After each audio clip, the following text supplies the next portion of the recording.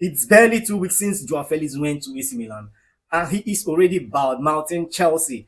And Chelsea made two acquisitions. They signed two people, a 16-year-old player and a retiree from a different club, from a different sport. Sorry, I'm going to give you these stories in detail. With that being said, let's go into the stories in detail.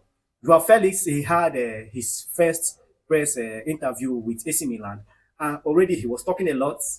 He was talking of how he loved AC Milan, how he had the opportunity to go into Inter, but he chose AC Milan because he loved Kaka.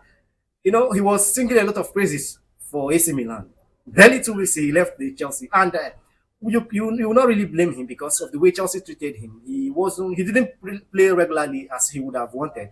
I think he's around 25 years old now, so this should be his prime age or so, if I'm not mistaken. This should be his prime age. But the problem he has is he's inconsistent. That's just his problem. Joao Felix, sometimes in some games you will see him, he will be excellent. You'll be wondering, where is this coming from? And maybe in the next two matches you will see him, you will not see him again. That is just his problem. He is inconsistent for him to be at this age. He is no longer a teenager or a kid for him to be this inconsistent. So him saying all this is an indication that he really wants to stay in AC Milan. And it's a good one, at least the 60 million that Chelsea paid for him. Maybe when the loan elapses during the summer, if he does well in AC Milan might, or other clubs might be interested in signing him. At least Chelsea will get back their 60 million, if possible, make a profit for Joao Felix. The thing is, if Enzo Maresca is still Chelsea coach by next season, there is no way he's coming back to this club because Enzo Maresca doesn't rate him at all. That is just a fact. He doesn't play the kind of game that Enzo Maresca likes. Even in Nkunku, I think the reason why Nkunku is still in Chelsea is just political. That's just that.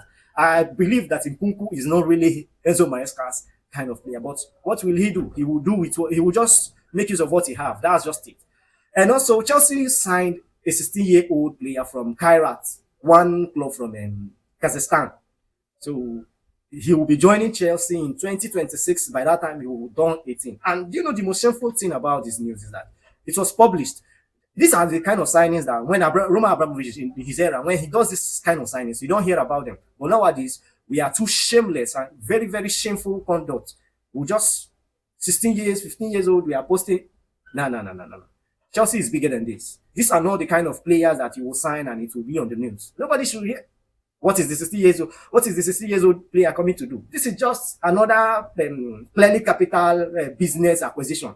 That's what that player is. They will just groom him and sell him for a better profit. That's just it. If he does well, he might break into the first team, but I don't really think so. I don't think that's the reason why he was signed. So that's it. And the other person that came into the club is a retiree from a different sport, entirely different from football. He's a rugby player. This the kind of I think this is the UK or the global form of American football, what they call NFL in America. That is it. The rugby, or you say rugby. The reason why he came to Chelsea was he now joined the coaching staff. That is to install what is it called? Winning mentality in this team.